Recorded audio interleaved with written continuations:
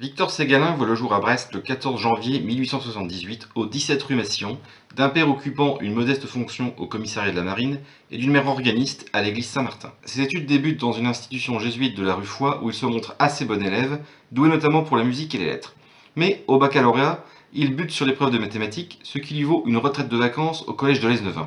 De cette expérience, il tirera une aversion définitive pour l'état grégaire du pensionnaire qui exacerbera sa soif d'horizon. Revenu à Brest pour entrer au lycée, il fait une année brillante et obtient la mention très bien au baccalauréat. Dans la même période, la maison familiale accueille régulièrement un cénacle où le jeune homme lit des vers, joue du violon ou tient le piano. Brest inspirera peu l'œuvre écrite de Ségalin, mais il n'en est pas moins né à l'art à Brest.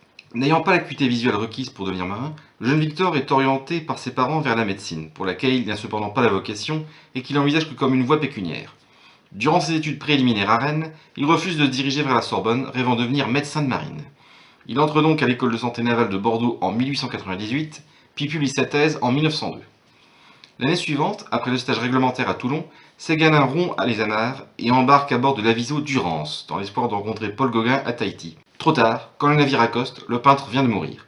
Mais Ségalin recueille de nombreux témoignages qui serviront de base à ses ouvrages consacrés au peintre, lesquels feront longtemps autorité. Ségalin revient à Brest en 1905 pour y épouser Yvonne Hébert, qui lui donnera 2 enfants. Il a 27 ans et occupe le poste de médecin-major du cuirassé La Bretagne. Ce navire quittant peu la rade, il se lance à corps perdu dans une activité dévorante, dont le rythme ne fera que s'accélérer. C'est dans cette frénésie qu'il achève et publie en 1906, sous le pseudonyme de Max Hanley, Les Immémoriaux, conte philosophique qui ratera de peu le prix Goncourt.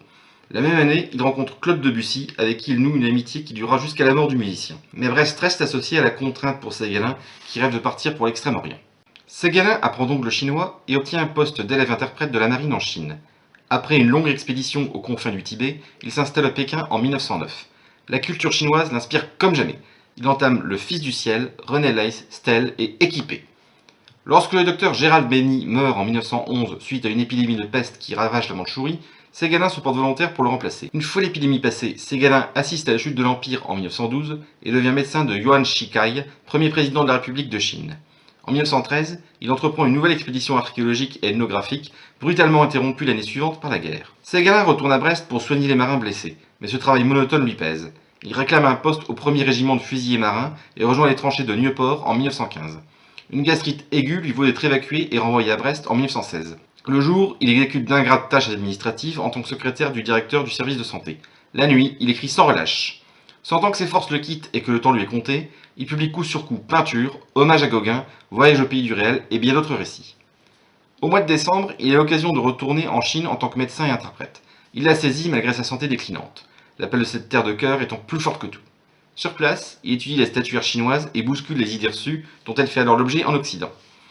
Il revient en France en 1918 et achève son opéra Orphée-Roi. Malheureusement, son ami Debussy meurt sans avoir pu en écrire la partition. Vers la fin de la guerre, la grippe espagnole rappelle Ségalin à son devoir de médecin. La lutte contre l'épidémie lui pompe ses dernières forces. Épuisé, il se retire au Helgoat où il meurt le 21 mai 1919 au cours d'une promenade dans les bois. Les grands voyageurs décèdent rarement au lit. Sa fille Anne-Jolie Ségalin consacrera sa vie à établir et faire publier ou rééditer l'œuvre de son père. Brest est absente des écrits de Victor Ségalin, mais la ville du Ponant ne lui en tient pas rigueur, comme en témoigne la plaque commémorative sur sa maison natale, la stèle à son effigie sur le cours d'Ageau, et bien sûr, la faculté des lettres et sciences humaines qui porte son nom depuis 1994.